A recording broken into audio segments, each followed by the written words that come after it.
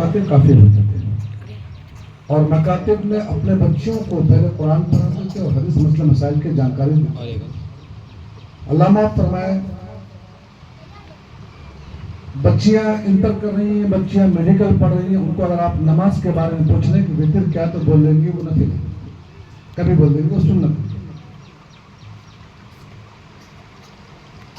اس لیے خاص طور قاری حسین صاحب بیچارے مفتی جلال صاحب میرے چھوٹے بھائی یہاں موجود ہیں، بہت مشورہ لوگ میرے سے بھی کرتے ہیں، میں بھی کرتا ہوں، اور حضرت سے بھی درخواست کروں گا چھوٹی سی حضرت، آپ اس جگہ پر ہیں، دنیاوی اعتبار سے وہ ہمارے لیے دبئی ہے، اور علم اعتبار سے سکندر جو ہے جہاں سے آپ پڑھتے ہیں، پیسے کے اعتبار سے بھی اور علم کے اعتبار سے بھی کئی ستارے ہمارے یہاں موجود ہیں تھے۔ ایک ستارے مولا غلام احمد مستانی صاحب چلے گئے، اللہ رب العزت ہماری عمر بھی آپ کو بھی لگائے۔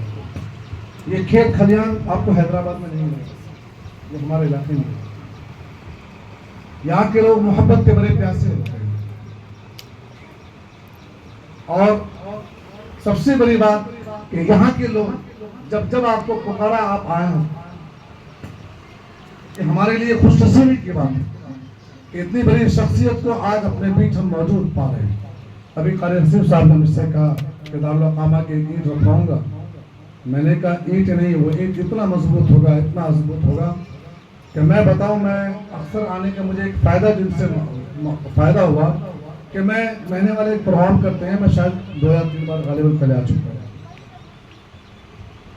یہ بچیوں کو جمعرات کے دن بھیجتے ہیں گاؤں میں، اور ایک ٹارگیٹ کر کے بھیجتے ہیں کہ فلانا گاؤں میں جانا ہے اور وہاں 20 آدمی کو نماز سکھانا، 20 لیڈیز کو، یہ کام ہم نے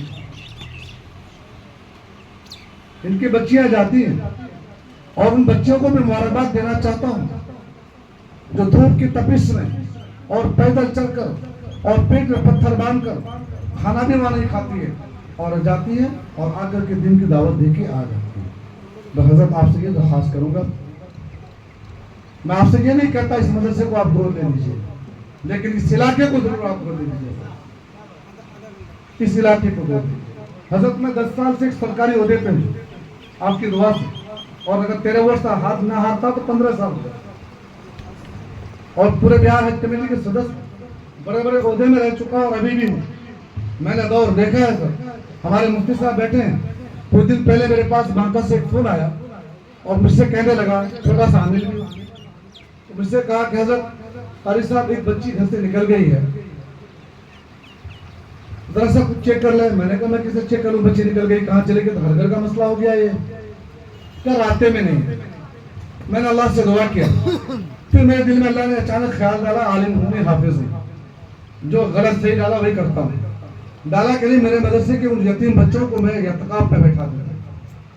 میں نے اپنے بچے کے 11 کو اعتکاف میں بیٹھایا اور روزے رکھنے کے لیے ان سے کہا، پھر اللہ نے دل میں بات ڈالا میں بھی بیٹھوں، محتمم صاحب، مکھیا صاحب، قاری مشکور صاحب بھی بیٹھوں تو اللہ سنے گا۔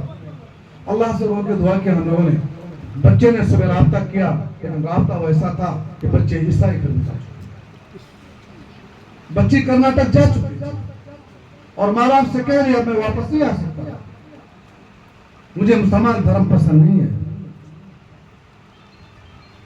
میں نے سراج الدین اجمل صاحب، مولانا صاحب کے چھوٹے بھائی سے رابطہ کیا، میں نے ان سے بات ہوئی، میں نے ان سے کہا کہ دین کمار سے تو آپ کے اچھے رشتے ہیں کرناٹکا کے اندر، ذرا ان سے آپ بات کریں۔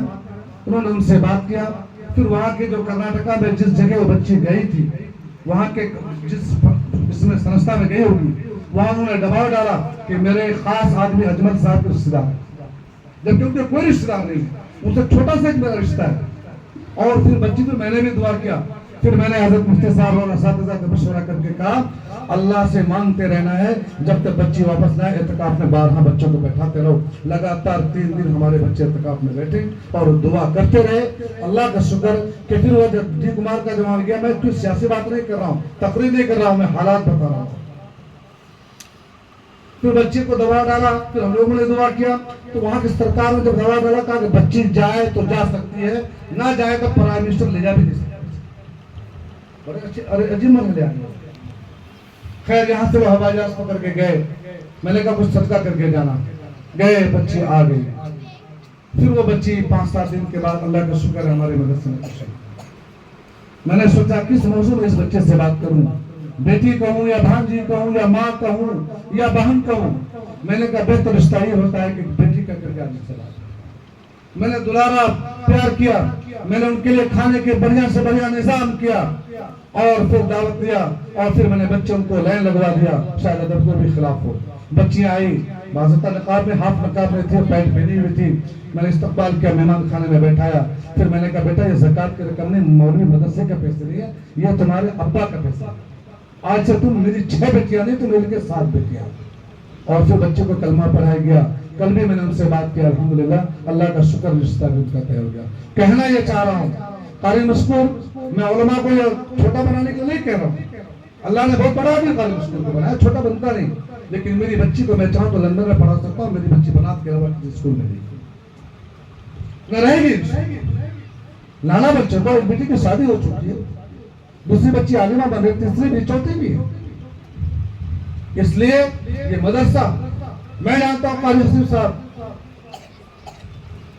कसम नहीं खा सकता जानकारी में, लेकिन दिल इत्मीनान से कहता है कि उस शख्स ने कभी 2 रुपये तनख्वाह भी नहीं लिया। मुफ्ती जलाल साहब से पूछिए, आप हैं हजरत बैठे हुए मौलाना साहब, पूछिए इनसे, पूछिए इन मदारिस वालों से कितने मुशक्कत के साथ ये मदारिस चलाते हैं। बस हजरत आपसे छोटी सी दरख्वास्त करूंगा, मैं आपका एक छोटा भाई हूँ। बिहार में जब भी इस भाई का खून की जरूरत पड़े मुझे याद करिएगा, लेकिन इस इदारे को हजरत और इस इलाके को आप संभाल दीजिए।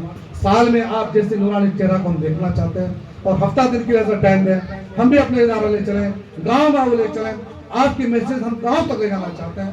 पहले भी जो गलती हो खुदा के वास्ते माफ करेंगे। चूँकि हजरत मुझे थोड़ा सा काम है, मुझे जाना भी है, कुछ मजबूरियाँ भी मेरे साथ हैं। खास सेहत के लिए, महमूदुल मदारिस के लिए और सिलसिला के लिए यहाँ की इस पाक ज़मीन से दुआ फरमा दीजिएगा। अस्सलाम वालेकुम। माशाअल्लाह, बहुत बहुत